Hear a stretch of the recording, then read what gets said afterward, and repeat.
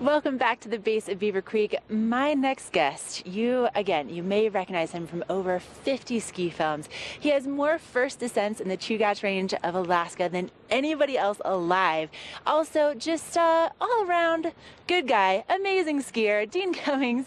Good morning. Good morning. Nice to be here. So glad that you're here. Now, you are based in Alaska, so what the heck are you doing in Colorado right now? I'm down here for SIA, the trade show, and every year we do a bunch of educational programs. So Steep Life Protocols does a tour across the nation. So I'm doing the Colorado tour right now. So where we started in Telluride, Aspen, Vail, Summit County, and then Denver. Okay. Award-winning Steep Life Protocol, may I add. So, Steep Life Protocols, what is it? What is that? So Steep Life Protocols is just about sharing protocols with people. It's more about top-down terrain management, teaching people how to manage their terrain to avoid avalanches, how to be safer, better skiers. Not so much about the safety equipment and the snow science. It's everything leading up to that, so you don't have that situation and you don't have to use that equipment.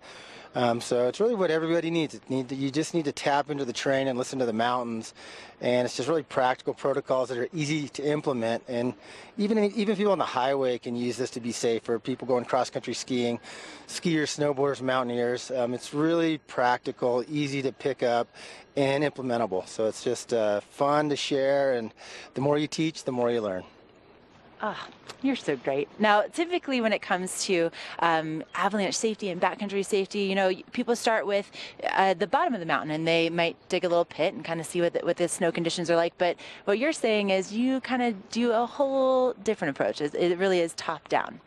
Yeah, we're skiers. We're people that are going skiing. We're going. That's kind of the deal. So really I'm just giving people the skills and the tools to become their own forecaster, to pick the right day, the right time, the right terrain for what's going on with the elements, what causes avalanches, and looking at all the little dominoes that lead up to the avalanche, more the equipment, the group dynamics, the weather, the snow surface conditions, all the little things where if you tweak your knee and you got to traverse 5 avalanche chutes to get out back to the resort, it's the little things that really lead up to it, and it's prioritizing your risk in the mountains.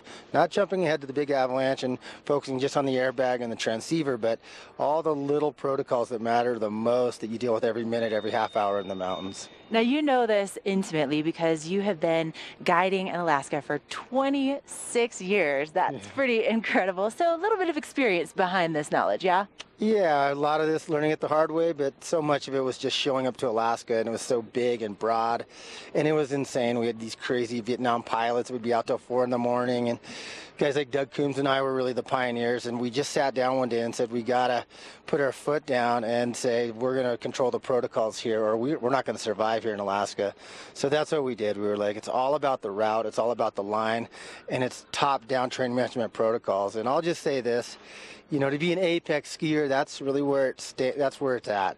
It's all about working off your high terrain, sticking to structure in the mountains. And when you're on this high terrain, you're on places where avalanches don't exist so bad. They're not as dangerous. They go away from you.